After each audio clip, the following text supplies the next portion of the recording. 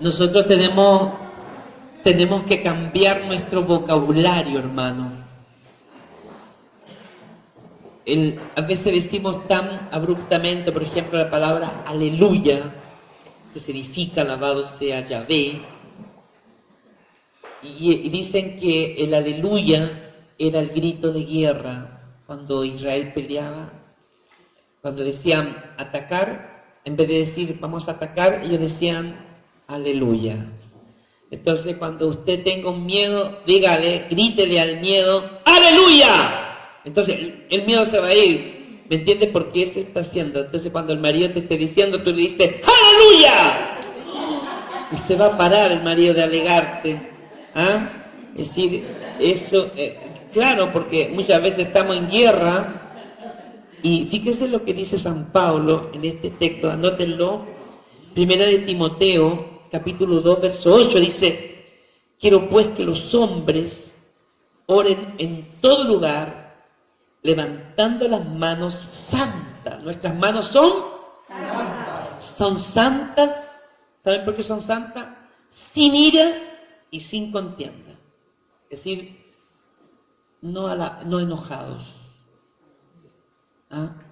No tienes que alabar a Dios enojada, sin contienda, sin ira, sin deseo de venganza, sin rencor, sino que alabes a Dios.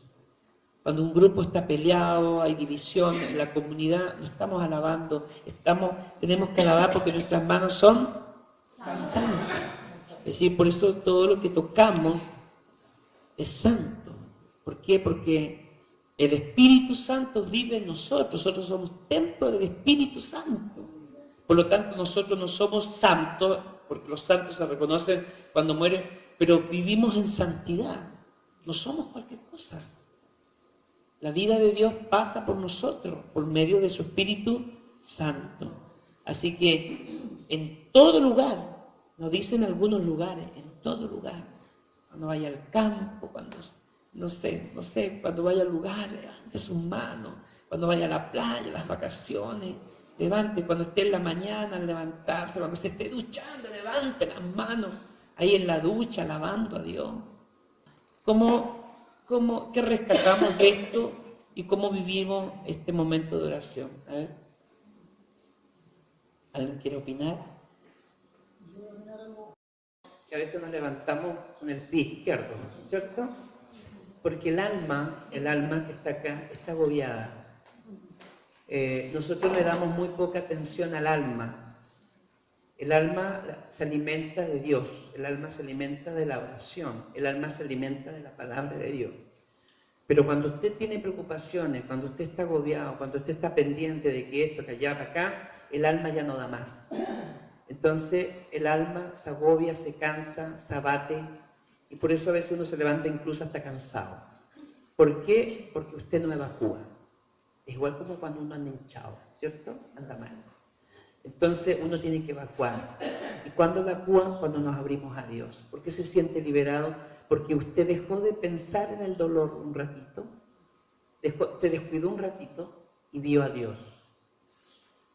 ¿Por qué Dios lo tocó? Porque por un momento dejó de mirarse el ombligo y uno empezó a mirar el dolor del hermano. Y no hicimos petición, alabamos a Dios. Entonces eso nos ayuda mucho, por eso Dios nos sana. Por eso esta oración de alabanza es más efectiva y más rápida que la oración de petición. Porque la oración de petición hay gente que lleva años pidiendo algo y no pasa nada. En cambio, cuando alabamos a Dios, ¿Dios qué pasa? Dios se conmueve, Dios se enternece y Dios toca esa situación. Porque tu alabanza toca a Dios. Tu alabanza toca el corazón a Dios. ¿Me entiendes? Por eso esta oración es muy maravillosa. Por eso tenemos que practicarla todos los días. Te alabo, Señor, bendito sea, gloria a ti, papá. Y usted le va colocando el sentido. Por eso se llama una alabanza reflexiva.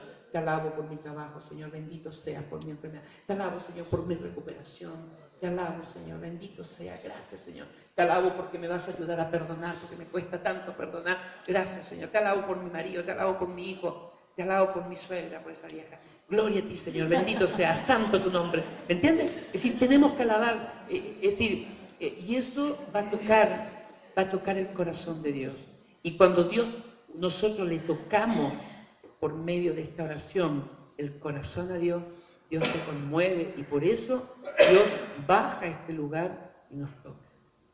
Por eso hay gente que dice, hoy no tengo el malestar, no sé, tenía pena y ahora no tengo pena, hoy no sé, estaba rara, ahora no tengo eso.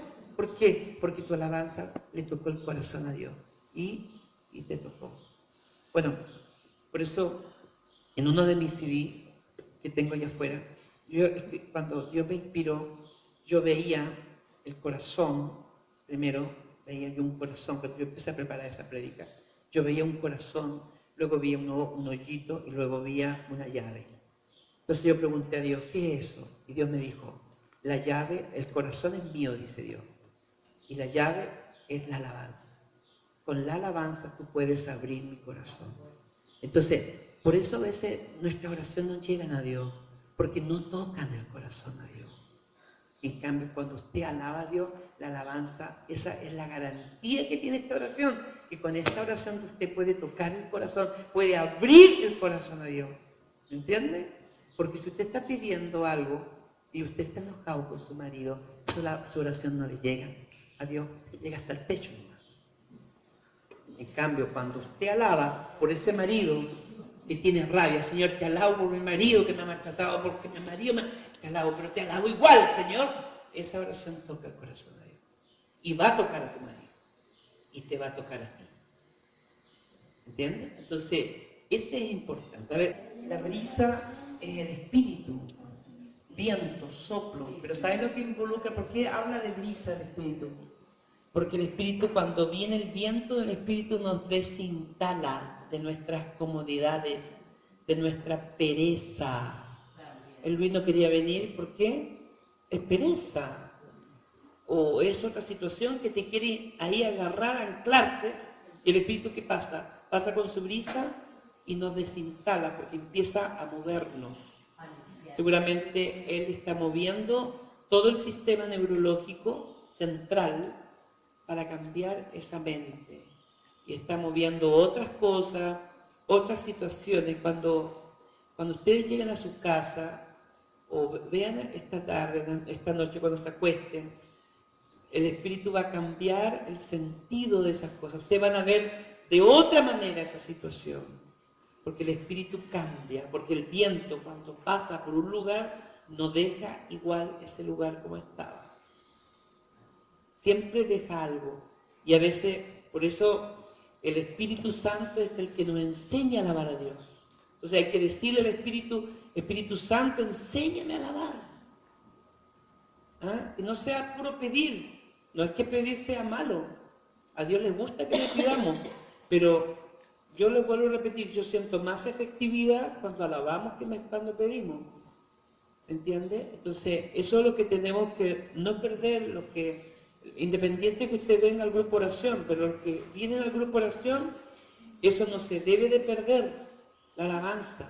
Porque si un grupo no tiene alabanza, es un grupo fome. Ahí no pasa nada, no va a pasar nada. Porque es un grupo que está, como tantos grupos en la iglesia, que son grupos fríos. Que no pasa nada. Entonces, Dios quiere que nosotros experimentemos, porque estamos en constantes luchas, todos estamos en constantes luchas, todos tienen problemas con un hijo, con una hija, con el perro, con el gato, con lo que sea, y siempre tenemos problemas. Fíjense lo que me pasó el otro día, este es un testimonio para la gloria de Dios. A mí me ha pasado 2 veces esto, uno a distancia y otro por en vivo y en directo. Hace muchos años atrás, yo en Quilpué, yo tengo toda mi familia allá, y fui a verles a mis primos, yo estaba recién en esto del espíritu, y a mí siempre me han gustado los animales, los perros, los gatos, todo, ¿ya? Hasta las vacas. Yo trabajaba con vacas y ahora trabajo con ustedes.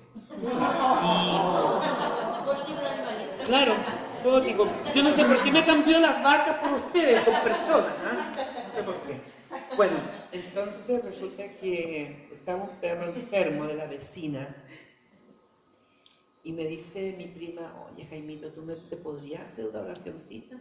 Bueno, yo le impongo las manos y le hice una petición y por intercesión de San Francisco así, le dije a San Francisco así, tú que eres el patrono de los animales, ven a ayudarme por favor a orar. Y luego que terminé mi petición, yo empecé a alabar.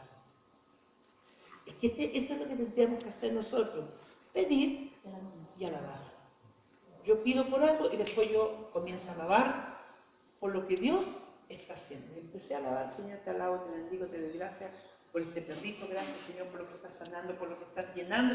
Punto, me fui.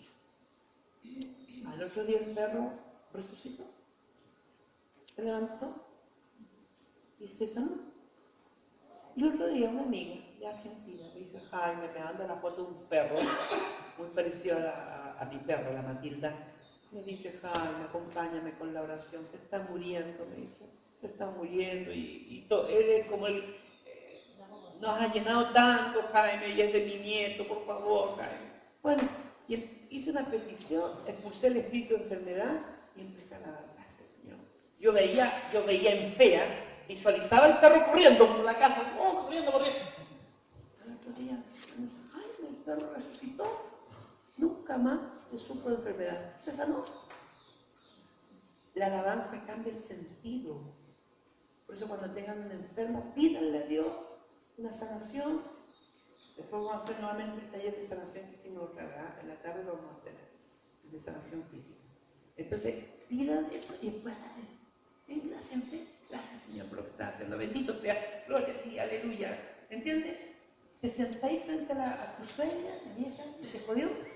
Gracias, Señor, te alabo, te bendigo por mi suegra. Gracias, Señor, bendito seamos mi suegra. Gloria a Dios, gloria. Te va a cambiar, le va a tomar hasta amor a la vieja. Le va a tomar un amor a la vieja. ¿Me entiendes? Le va a tomar amor. Le va a tomar amor al novio, a ese novio que te jugó chueco. Hasta le va a tomar amor. ¿Me entiendes? Como una vez una amiga mía, una hermana de nuestro grupo, no sé si una vez le conté aquí, pero esto es para mí siempre ha sido extraordinario. Yo estaba dando esta prédica y le dije, vamos a alabar ahora por todas las cosas más difíciles. Y ella alabó porque su marido se fue con una mujer. Señor, te alabo, pero ella en su clamor de dolor lloraba, pero alababa a Dios. Estaba aceptando ese hecho doloroso en su vida. Y bueno, y así fue, y se fue liberada porque dice que tenía mucho peso, mucho dolor. Al poco tiempo desapareció del grupo y yo le digo, ¿por qué no estás yendo al grupo?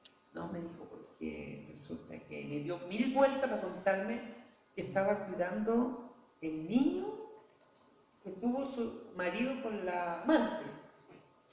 Y yo dije, ¿cómo? Entonces me dijo, pero yo aprendí esa vez con tu oración y yo tenía que alabar por todo. Bueno, pasado el tiempo, volvió a desaparecerse el grupo y digo yo, ¿y por qué no hay al grupo? Y me dio 20.000 vueltas para decirme, es que estoy cuidando a un enfermo. ¿Y quién es el enfermo? Mi marido. La mujer se lo tiró ya porque ya no le sirvió, se lo tiró a ella, no. Y eso pasa siempre, espérenlo sentadito porque va a volver. Pero enfermo, derrotado, y ya no sirve para nada. Yo decía, yo siempre, y de hecho siempre se lo he dicho a ella, yo siento que ese día que ella alabó a Dios por esa situación, Dios gestó en ella el amor, fíjate. Porque cualquiera de nosotros no haría eso. No sería capaz porque su orgullo no le permitiría estar cuidando a un niño con la amante. ¿Me entiendes? El niño no es culpable, pero igual te va a recordar a tu enemiga, pues. Te lo llevó, te lo robó. Por ti te reprobaron, por esa mujer te reprobaron a ti, no pasaste el examen. ¿Me entiendes? Entonces eso duele. Entonces, pero yo creo que por eso San Pablo es muy sabio, cuando estén muy afligidos, en vez de pedirle tanto a Dios, levanten sus manos al cielo, doblen sus rodillas y comiencen a alabar a Dios por esa situación. Y van a ver cómo Dios les va a cambiar el sentido. Quizá la situación va a estar igual, pero ustedes lo van a ver de una manera diferente. ¿Por qué? Porque ustedes van a estar liberados de esa angustia, de esa opresión que a veces cuando uno está afligido por algo, ¿no es cierto? Uno se llena como un nudo de uno, y eso van a ver, pero eso pónganlo en práctica y van a ver cómo va a cambiar el sentido de las cosas. Van a ver otra cosa diferente a lo que viven.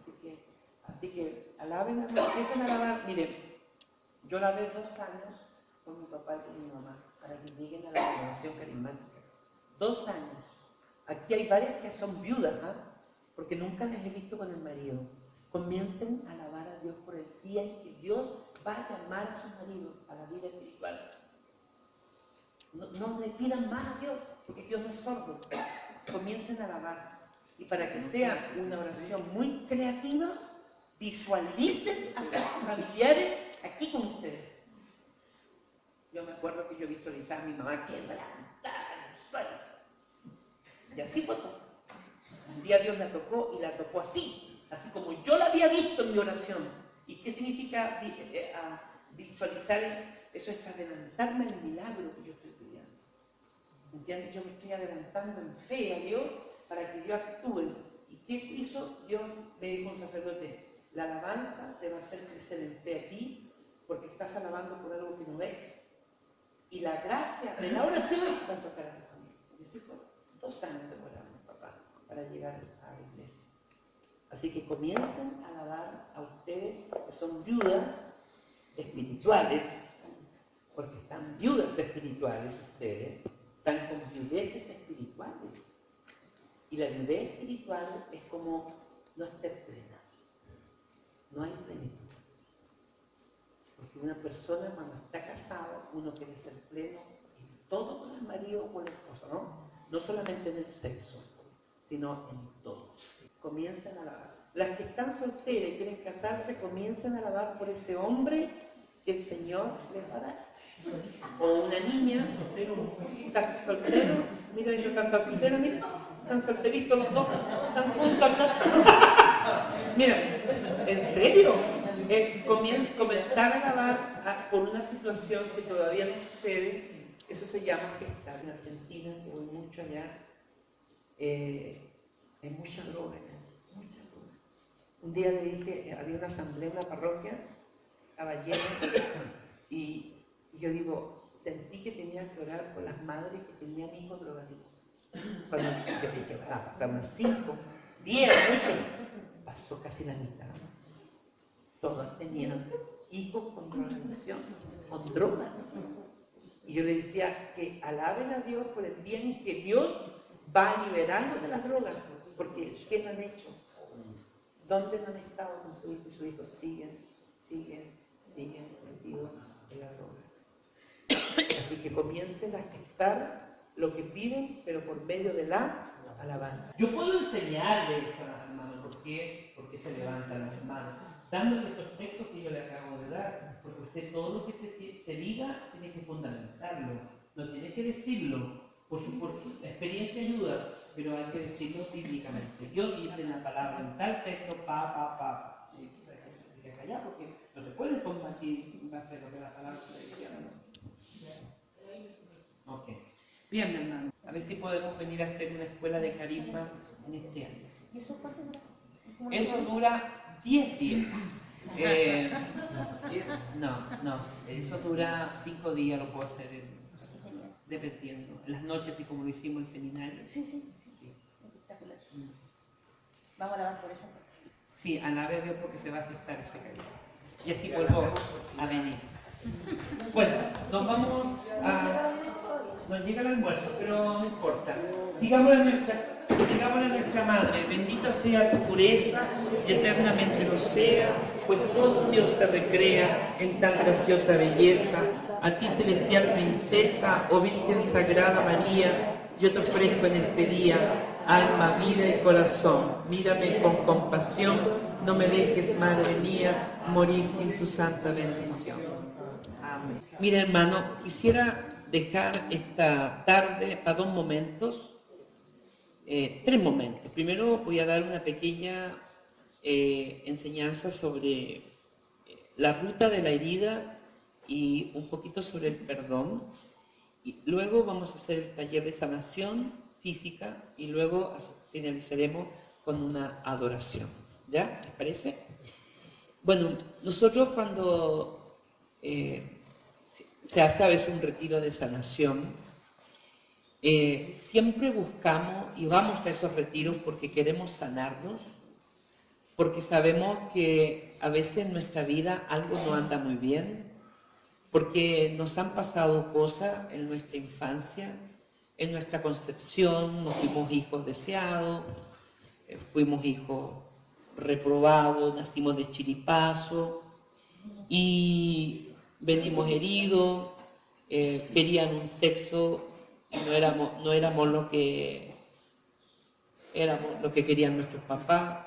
Todo eso es rechazo. La infancia también hemos vivido experiencias traumáticas, experiencias a veces muy dolorosas, que han quedado guardadas aquí en el alma, en el corazón, y por eso esas cosas nos gatillan en el hoy. Es decir, todo lo que hemos vivido en nuestra vida antes de los 7 años nos van a gatillar el presente. Y por eso es importante ir a un retiro de sanación, porque lo que no sana un psicólogo, lo sana Dios, porque hay problemas que son del alma, que son del corazón espiritual, y no son problemas psicológicos. Entonces estamos yendo a atendernos no en el lugar adecuado. Entonces, todos nosotros alguna vez en la vida hemos sido heridos, ¿ya? Nos ha tocado vivir experiencias de mucho dolor. Una de las experiencias que me tocó vivir en este año fue de una persona que llegó a un retiro en un estado de cadáver.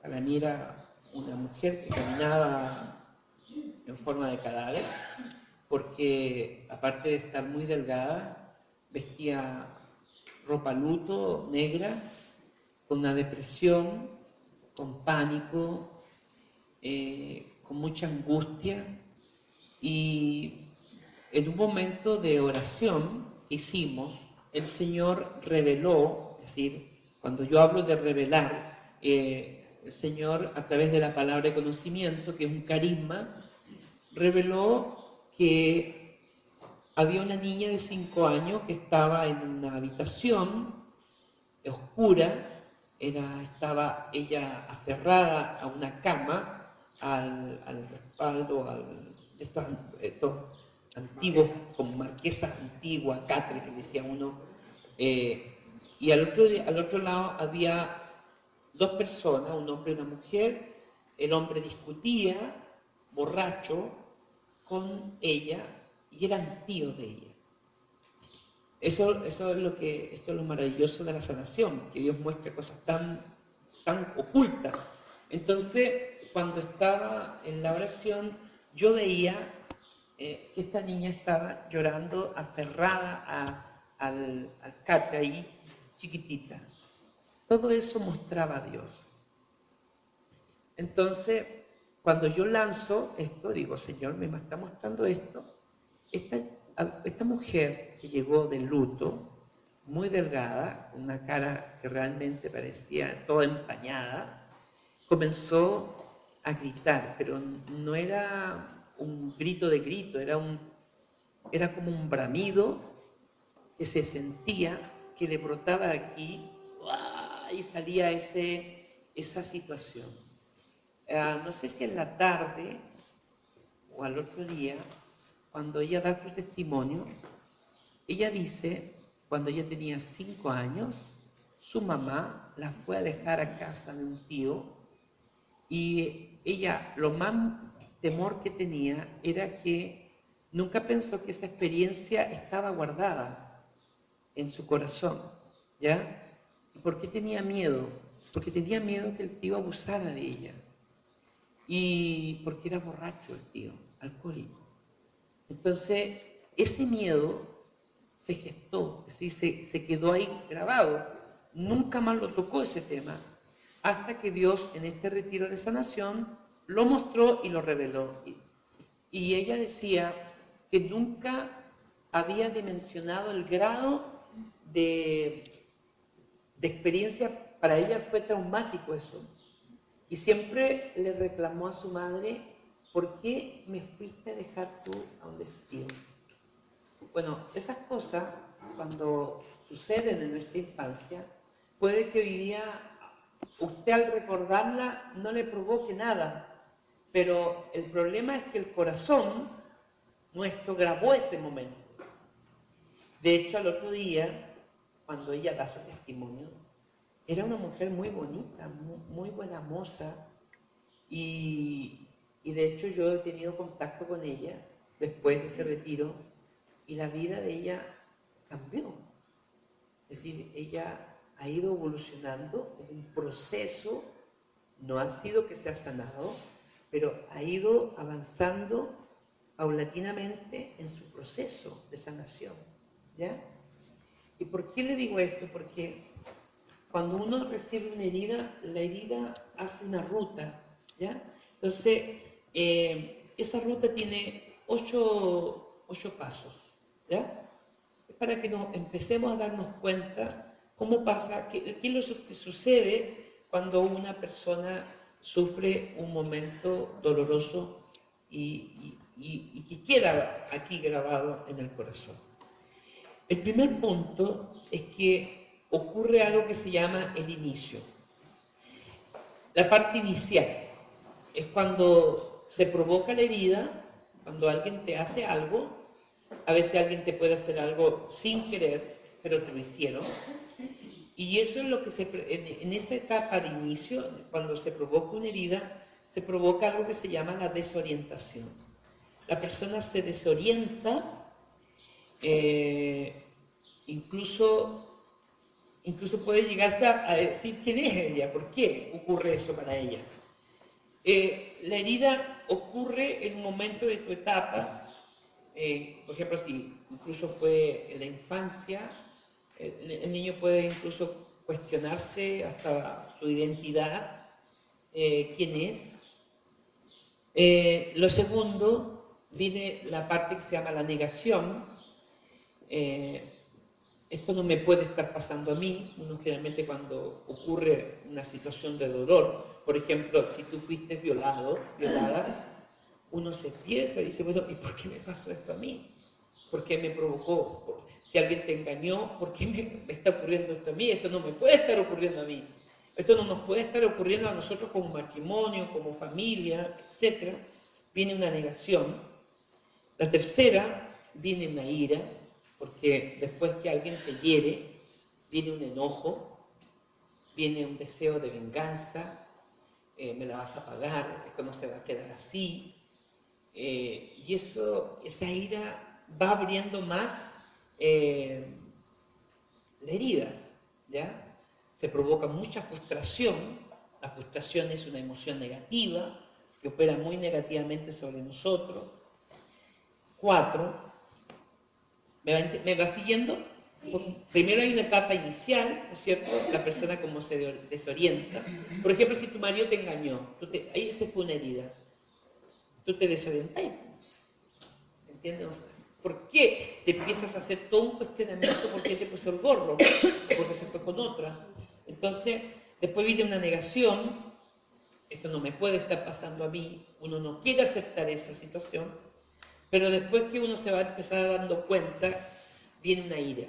Es decir, obviamente, la ira sería hacia la persona que te hirió. Viene una frustración. El cuarto paso se llama la traslación, que es cargar la culpa sobre otro. Es decir, a ver, puede que a lo mejor tú activaste esa situación, pero tú siempre vas a querer buscar un culpable, ¿ya? O cuando nos han hecho algo a nosotros, una herida, siempre uno busca el culpable, ¿ya? Trata de buscar esa persona, echarle la culpa a esa persona. Luego, puede que también venga la quinta parte, que es la culpa. Es decir, yo me siento culpable. Por ejemplo, a ver, si tú tuviste problemas con tus hijos y has tenido muchas discusiones con tu hijo, un padre puede entrar en el cuestionamiento, se siente culpable, ¿qué cosa hice mal? Entonces, puede que tú te sientas culpable y te empiezas a condenar por lo que te sucedió. ¿Ah? Por ejemplo, si, no sé, voy a tocar el tema esto que está, por ejemplo, si alguien abusó de ti, a lo mejor la herida la causaste, pero a lo mejor te llegas incluso hasta culpar a ti, porque a lo mejor te cuestionáis hasta tu forma de vestir, que sentiste que provocaste, sabiendo que tú no tienes la culpa, pero puedes llegar a ese extremo, ¿me entiendes? Hasta cuestionarte tú misma. Después viene la sexta parte, que viene la depresión. Después, siempre cuando alguien nos ha herido, viene una tristeza, que es una depresión, que es donde a veces perdemos la esperanza. ¿Se acuerdan ayer cuando yo prediqué sobre el boquete, cuando pasaban al paralítico? Es decir, ese boquete fue la esperanza para ese hombre que estaba paralizado. Si sus amigos no hubiesen tenido esa fe creativa, se van, porque de fuera de la casa de Pedro había mucha gente, dice la palabra, y por lo tanto no iban a poder pasar. Pero a uno de ellos se le ocurrió que podrían pasarlo por el techo y abren un boquete, un hoyo, y lo dejan caer. Es decir, hay personas que cuando tienen una herida en su vida pierden la esperanza y por eso les da depresión. Se encierran en sí mismos, en su casa, no salen nunca, y se encierran en sus cosas, porque no quieren tener contacto con nadie. Y eso porque ahí hay algo, ahí pasa algo. Eso no es normal, que una persona se encierre en sí misma y no tenga contacto con otras personas. También muchas veces esa depresión viene porque el hecho de culparte, tú te condenas o te sientes que tú no tienes perdón de Dios. Séptimo, a veces cuando ya voy avanzando en esto y ya yo digo, bueno, yo tengo que salir de esta situación, comienzo con los chantajes con Dios. Y aquí llamo chantajear a Dios, intento de chantaje. Por ejemplo, cuando le decimos a Dios, a ver, yo Señor voy a ir al retiro esta tarde para que tú me sanes esto otro. Es decir, hacemos trueques con Dios. ¿Ah? ¿Me entiendes? Es decir, todos nosotros hacemos trueques con Dios.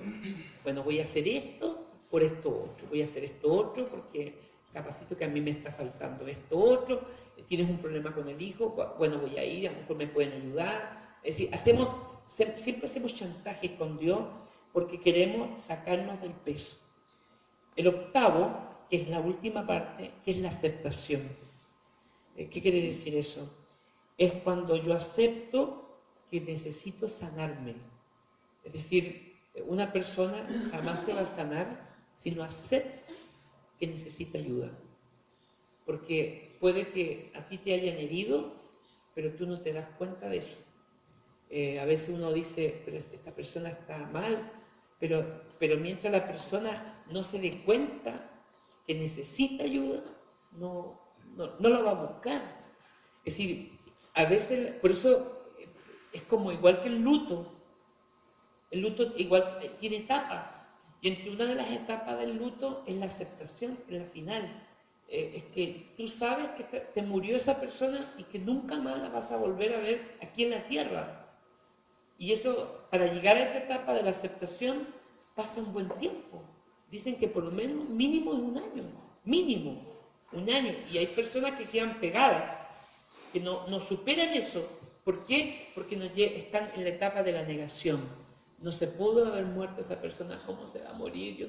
¿Me entiendes? No aceptan ese momento. Entonces, muchos de nosotros, a veces, en esa etapa, en esa ruta que hace la herida, no me doy cuenta que necesito ayuda, y esa es la parte final. Y ahí, cuando yo llego a esa etapa de la aceptación, ahí recién yo comienzo a caminar por el camino de la sanación. Recién. ¿Por qué? Porque antes de eso yo estoy en otras etapas. Cuando uno comienza a aceptar que necesito ayuda, ahí comienza lo que se llama la restauración.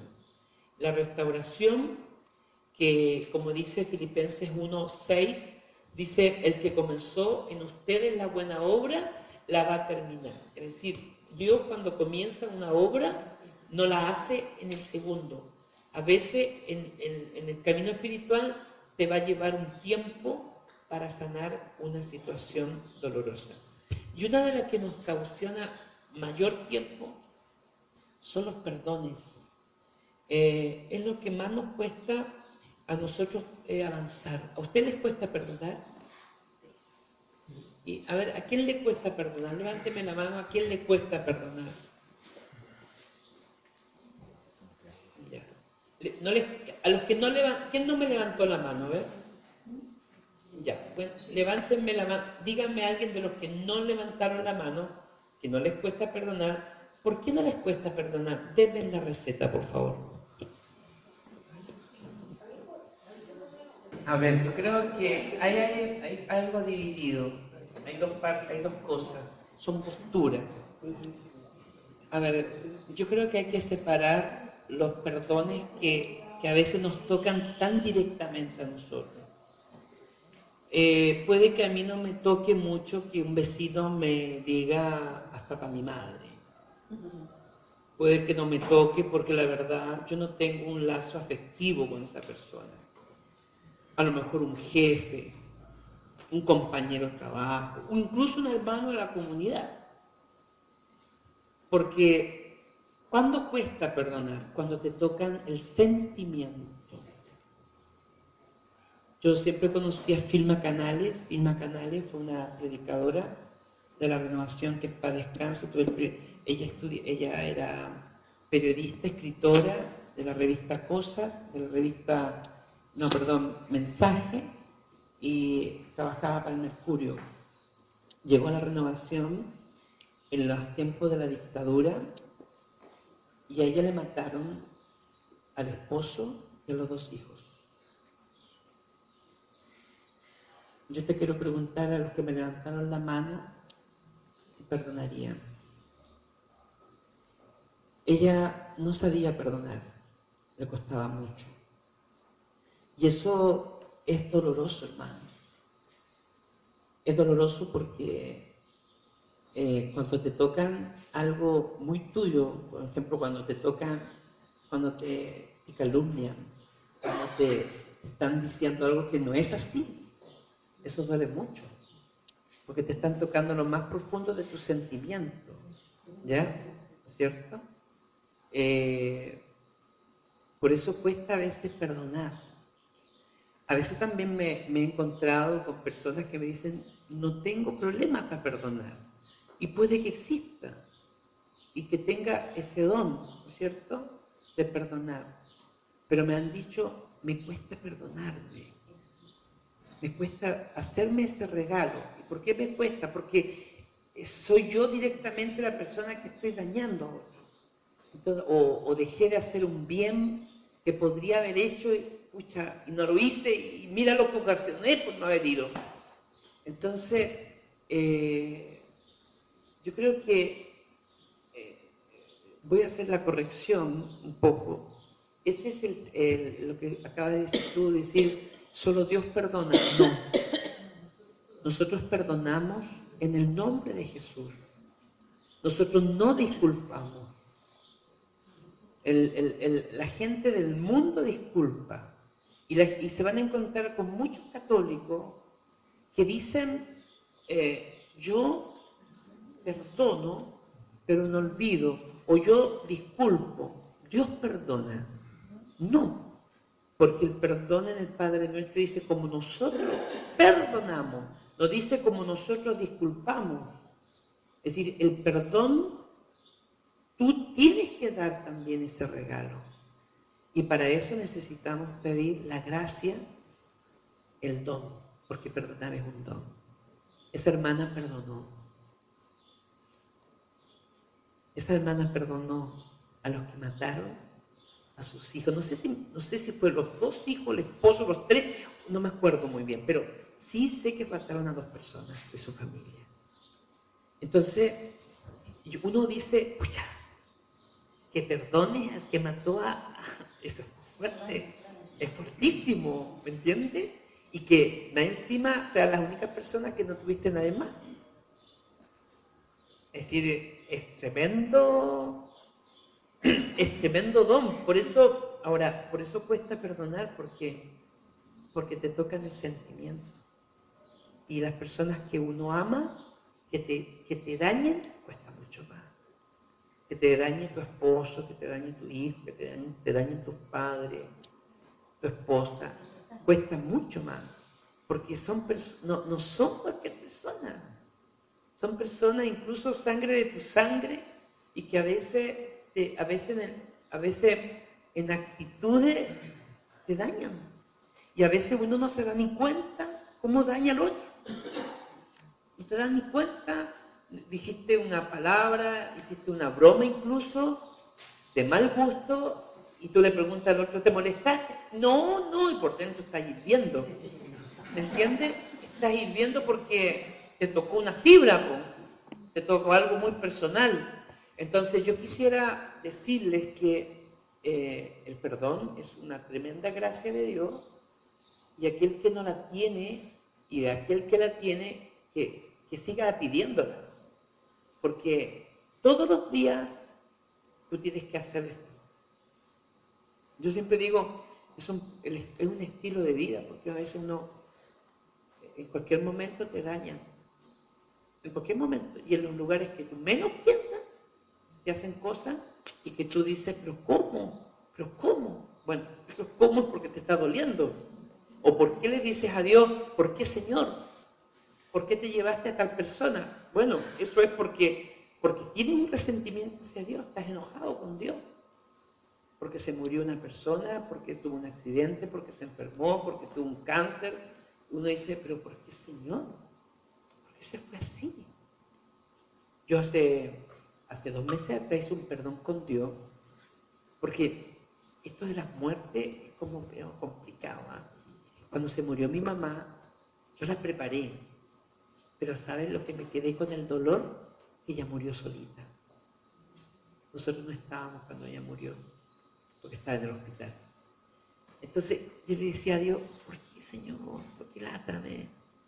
La preparé, debía estado ahí todos nosotros, ¿me entiendes? Diciéndole las últimas palabras, mamita, andate tranquila, estamos bien, vamos a cuidar a mi papá, me van a cuidar a mí porque mi mamá tenía miedo de morirse porque yo iba a quedar solo con mi papá, ¿entiendes? Entonces esas cosas, eso como que me quedó un sazón. Y al hacer una oración de perdón me di cuenta que yo tenía un resentimiento con Dios. Estaba molesto, es decir, no un resentimiento así, pero estaba como sentido con Dios. Es como cuando tú te quedáis sentido con alguien que tú quieres y te quedáis con ese sentimiento, como que uno dice, estoy sentido contigo, te quiero, pero estoy sentido contigo. Así me sentí con Dios, porque uno empieza a sacar los currículos. Uno empieza a sacar currículo cuando uno tiene estas cosas, porque yo no lo hice, pero lo podría haber sacado el currículo, le podría haber dicho, mira, ya Señor, yo te sirvo, ando para allá, ando para acá, me he postergado muchas veces por ir a un lugar, y mira, escucha qué lata que mi mamá se haya muerto sola, ¿me entiendes? Porque uno pasa eso, porque uno cree que porque hace un servicio en la iglesia, pero Señor, yo te sirvo. Es como que nosotros, porque estamos en la iglesia, estamos con inmunidad, que nada nos va a tocar, nos va a tocar igual. Entonces, yo creo, por eso, el otro día, escuchando, meditando sobre el perdón, me nació un lema. Yo le puse el perdón, un camino a la libertad. El perdón, un camino a la libertad. ¿Y por qué libertad? Porque mientras no perdonamos, estamos atados. Un camino a la libertad, ¿por qué? Porque mientras no perdonamos, estamos oprimidos. Un camino a la libertad, porque mientras no perdones, Dios no te perdona. Esto es complicado. Si tú no perdonas, si yo no perdono, Dios no te perdona. Aquí estamos fritos. ¿Me entiendes? ¿Y por qué no te perdona Dios? Porque la ley de Dios es el amor. Porque desde la cruz Jesús nos enseñó a perdonar. En la cruz nos dio la receta. Por eso cuando alguien te hiera, cuando alguien te provoque, te deje el corazón hecho pedazo, tú repite, aunque sea desde la mente, repite y di, Señor, perdónale porque no saben lo que hacen. Yo encuentro una tremenda riqueza en esa expresión que se puede transformar en una oración.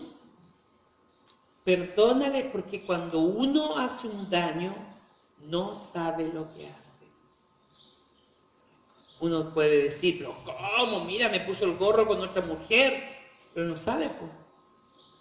No sabe porque está ciego. Es decir, claro, no sabe lo que te está dejando a ti como esposa. Si un padre te hiere, no sabe lo que está provocando en el corazón de un hijo, o lo que provoca un hijo en el corazón de un padre cuando los hiere. Si nosotros supiéramos, no lo haríamos. Ahora, ¿por qué es un camino el perdón? Porque cuando comenzamos a caminar por el perdón, logramos tener comunión con Dios. Mientras usted no camine por el camino del perdón, es decir, cuando yo hablo caminar, quiere decir que eso me va a llevar toda una vida. No voy a tener comunión con Dios. Y también es un camino porque yo mientras camino en el camino del perdón, mi corazón se une al corazón de Jesús. Es decir, mi corazón se une con el corazón de Jesús y empezamos a ser restaurados. Por eso las relaciones rotas se restauran. Y aquí contesto la pregunta de mi hermano, ¿hasta qué nivel puede llegar un perdón? Un perdón, vuelvo a repetir, si a mí me hirió una persona que no es tan trascendental, pero sí me dejó una herida, no necesariamente yo tengo que restaurar relación con esa persona. Pero si a mí me daña alguien que yo sí amo y que me es importante, yo tengo que restaurar una relación. Porque quedarías igual. Por ejemplo, si tú te dañaste con tu hijo o con tu padre y cosas así, es decir, yo no puedo dejar eso así. Yo tengo que restaurar esa relación. Y fíjate que es posible, porque a mí me pasaba con personas, con amistades, que me han hecho jugadas medias chuecas, pero para mí han sido importantes en mi vida. Y yo tengo que dar una oportunidad, porque si Dios ha tenido la posibilidad de tener tanta misericordia por mí, yo tengo que compartir esa misericordia. Si es que esas personas han sido importantes en mi vida. Si no son importantes en mi vida, pasa. Pero si para mí una persona es trascendental, yo tengo que entablar, tengo que arreglar esa situación. No la puedo dejar así. Bueno, para mucha gente podríamos decir que todos le dirían a esa pobre mujer, tú eres una tonta. ¿No es cierto? Mientras lo disfrutó la otra, lo gozó la otra estuvo ahí. Pero, ¿sabes? Yo le he hecho esa pregunta a esas personas, porque yo conozco un caso. ¿Y sabes lo que me dijo? Es que esta fue la respuesta y yo me quedé callado. Me dijo, porque yo un día, ante Dios, por el sacramento del matrimonio, yo prometí a ese hombre fidelidad. Porque el problema no fue de ella, es de él. Y esa persona debe ser una persona muy herida. Y si ella lo quiere recoger, lo quiere volver a casa, a lo mejor no para hacer vida marital, ¿me entiende? Pero a lo mejor sí le está abriendo la puerta a esa persona para que esa persona restaure su vida. Yo creo que en ese sentido, yo no creo que esa mujer es tonta. Yo creo que cada caso es único. Es decir, uno no puede juzgar eso, ¿entiende? Es lo mismo pasa con las personas que están conviviendo. Todos los que están en convivencia, la iglesia, se sienten a veces ajenos a la iglesia porque se sienten que la iglesia los rechaza. Pero la iglesia no los rechaza, la iglesia los protege. Porque muchas veces cuando exponen su relación, que a veces, por eso a veces la iglesia pide que sean muy para dentro de eso, que no anden divulgando que están en convivencia. porque a veces la gente malintencionada dañan a ellos. Ahora, cada una de esas personas que están en convivencia son casos únicos. Casos únicos. Ningún caso de eso es igual a otro. Por eso uno tiene que no juzgar a esa gente. Porque un caso no es igual a un caso. Y a veces me ha tocado que me han venido personas así que están heridos con la iglesia, tienen que perdonar la iglesia, porque se sienten que los han rechazado.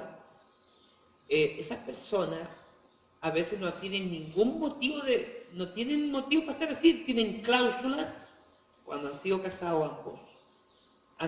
Tienen cláusulas y están sufriendo por las puras, porque por donde no se han acercado a pedir ayuda, sí tenían ayuda. Yo conocí un matrimonio que gracias a la orientación que le di, lograron su anulidad, porque ellos tenían cláusula y habían sufrido toda una vida. Ellos se sentían ajenos a la iglesia y ellos, ¿por qué? Porque nunca pidieron ayuda y ellos podrían no haberse evitado ese problema si hubiesen pedido orientación, porque son como 5 las cláusulas que una persona puede volverse a casar, porque no fueron sacramentos su matrimonio. Entonces están sufriendo por las puras.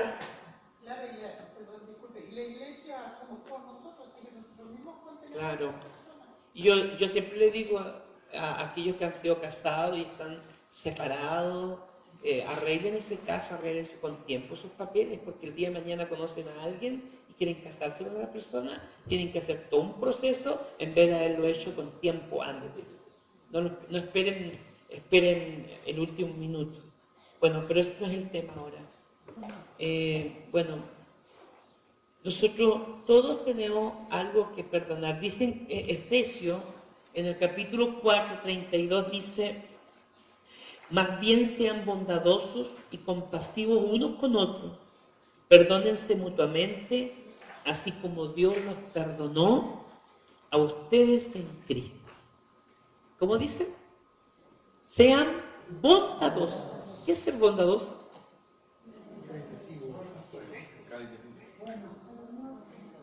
Ser generoso. Es decir, yo no tengo que mezquindarte la posibilidad a ti de perdonarte. Efesios capítulo 4, 32. Sean compasivos.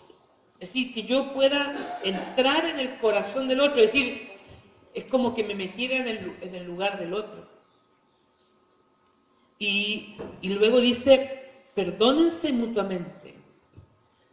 Yo creo que el perdón es un ejercicio, y en la medida que nosotros comenzamos a ejercitarlo en la vida, como lo que haces tú, porque en el fondo lo que estás haciendo tú es un ejercicio, lo que te enseñó el Padre, un ejercicio que cuando yo tenga una falta de perdón con alguien, yo traiga a la memoria, a la mente, a esa persona y la vea con Jesús, y yo mirándola, yo las perdono. Cuando uno empieza a hacer ese ejercicio, después ya se hace como hábito y no cuesta, la verdad. Ahora, ese perdón siempre parte aquí y termina acá. Nunca nos vamos a olvidar de las cosas que nos hicieron, nunca. Pero sí podemos recordar sin dolor. Y eso sí es profundamente sanador. Yo me acuerdo una vez que alguien me hizo una cosa bien fea. Yo no la podía ver a esa persona. Entonces, esto para que se rían un poco, vean la estupidez de uno. Entonces venía la persona y yo dije, me voy a hacer que estoy mirando la vitrina. Y venía la persona y yo hago así, y no era vitrina, era una pared. ¿Cachai? Es decir, mira la estupidez. O uno se hace que cruza la calle. Bueno, cuando ocurre eso, cuando tú no quieres saludar a alguien, tienes que revisar eso. Ahí hay algo que no anda muy bien. Porque te quieres escapar de esa persona. ¿Por qué? Porque quieres huir de esa persona. Y a veces hay personas que tienen resentimiento y tienen mucha culpa. Yo le llamo las autosentencias. Hay gente que le cuesta tanto perdonarse, que levantan sobre sí mismos sentencias muy altas. Y por eso dicen de su boca, yo no merezco el perdón de Dios. Entonces, cuando como no merecen el perdón de Dios, comienzan a transar con Dios cosas. Bueno, voy a hacer esto para Dios, voy a ir a una vigilia, ¿pero para qué? Para mitigar su culpa, su metida de pata que han hecho alguna vez en la vida. Es decir, eso no es así. Entonces, uno tiene que hacer un ejercicio, por lo menos háganlo esto todos los días, cuando se levanten en la mañana, perdónense mirándose al espejo y dile, nómbrate tú mirándote al espejo y dile, yo te perdono en el nombre de Jesús por todas las metidas de pata que te vas a mandar en el día. Dice que es muy sanador porque hace uno parte consciente de que en el día puedes fallar muchas veces y que hay cosas que es muy necesario que tú te liberes, porque por eso vienen las enfermedades, las depresiones, los cánceres, porque las personas no se perdonan. Y eso es muy importante. Jesús nos perdonó en la cruz. Jesús nos hizo ese regalo. Ahora, nosotros nos toca hacernos ese regalo todos los días, perdonar. Ahora, para eso necesitas trabajarla con oraciones de sanación, de fidelidad. Señor, dame la gracia de perdonar. Repita, Señor, dame la gracia de perdonar. Es decir, esa oración, si usted la repite todos los días, Dios te va a dar la gracia, te va a dar el don de perdonar. Dame la gracia de mirarme con ojos de misericordia. Repítalo. Dame la gracia de mirarme con ojos de misericordia. Es chita que necesitáis mirarte con ojos de misericordia, porque a veces uno ni siquiera se mira, por eso andan todas chasconas, porque ni siquiera se miran en el espejo. ¿Por qué? Porque apenas se quieren mirar, porque no se aceptan. ¿Y por qué a una persona le cuesta tanto perdonarse? Porque a veces no es tan poco, porque a veces también no se acepta como es.